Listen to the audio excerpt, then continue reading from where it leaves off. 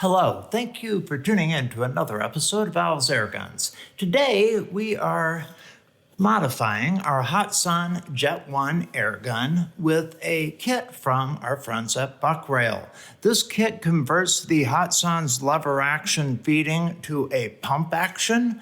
Have heard really good things about it. We did an unboxing on it just a while back and finally have all the pieces together again to go ahead and do the conversion. So let's get right into it. Now, if you're doing this at home, the first thing you'll want to do is check out the video that Terry at Buckrail has put on to his site regarding the installation of this product. It's a good step-by-step video. Installation's not terribly complicated, but it does help to go ahead and watch this first, which I have done, and this is a really good resource for anyone else that's performing this operation. So, review the video, and then we'll go ahead and jump forward. Okay, the first thing we'll do is go ahead and get out our Hatsan Jet 1. I will go on record again as saying this is probably my favorite, or definitely my favorite PCP gun I've reviewed, in the last year. Absolutely have a blast with this thing. It's a very fine shooter, has lots of power. Basic fill gets me over 3 magazines, and is just a lot of fun to shoot. So let's go ahead. As we say, it comes from the factory with a side lever action, and we're going to go ahead and use the Buckrail kit to convert this to a pump action. I think it may make it a little easier to go ahead and remove the stock from the pistol as well, so I'm going to do that and make it a little easier to manage. Okay, we have a 2.5 millimeter Allen key that we'll use to remove those. One of them right here. Spin that one out and set it aside. And then we have another one right here.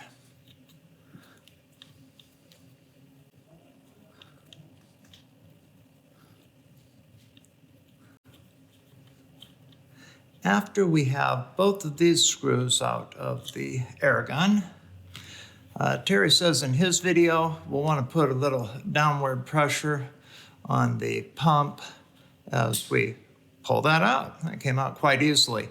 You will see that there are pins in the top of this that fit into corresponding holes in the apparatus. One goes into the linkage, and then 2 go into the front assembly here. So as we reassemble, in addition to the screws, we need to make sure that the pins insert properly before we tighten that down. We then go ahead and remove the linkage itself, and this is actually pretty easy to do. This one has been off once before. Easiest way to remove that pin is this assembly does go ahead and lift up out of the airgun. So we will get it like this. And when you look at this pin itself, we're going to tap it out from the bottom. One side is knurled, and that is the top. So you want to flip it over upside down. I've got something we can use there. Or I could also use my vise to go ahead and give that pin room to come out the bottom. But let me see if I can't just tap it out this way. And where's my hammer? There we go. There we go.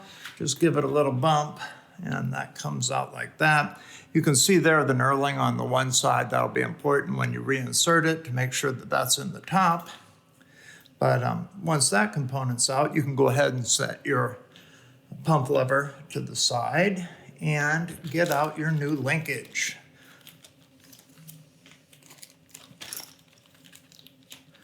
I might as well go ahead and get out our 2 pins too.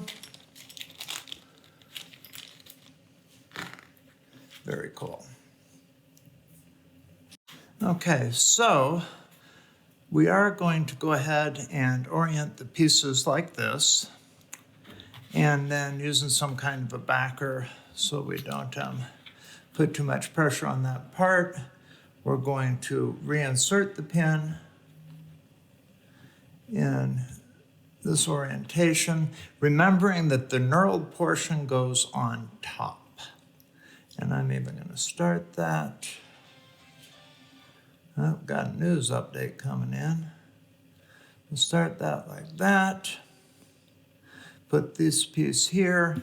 Oops. Beat up the tripod.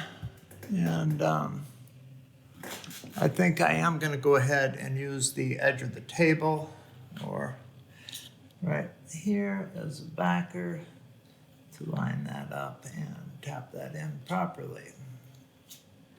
And you do want to be careful that you're well lined up and that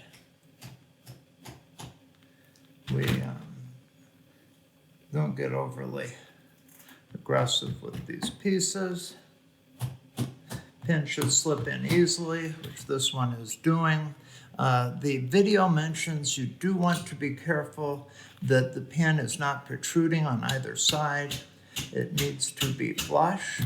And if you don't get it flush, they say the action will not cycle smoothly. So if you put it together and you're not cycling smoothly, I'm going to take this off camera for a moment and tap that all the way in. If you are not cycling smoothly, you want to make sure that your pin is in fact flush on both sides of the mount, which we have there. All right, let's go ahead and install it in the gun now. Set that aside. So next thing we will do is reinstall this portion into the airgun. Establishing that like so. Lining up the pivot hole there. Very good. All right, we're ready for the next step.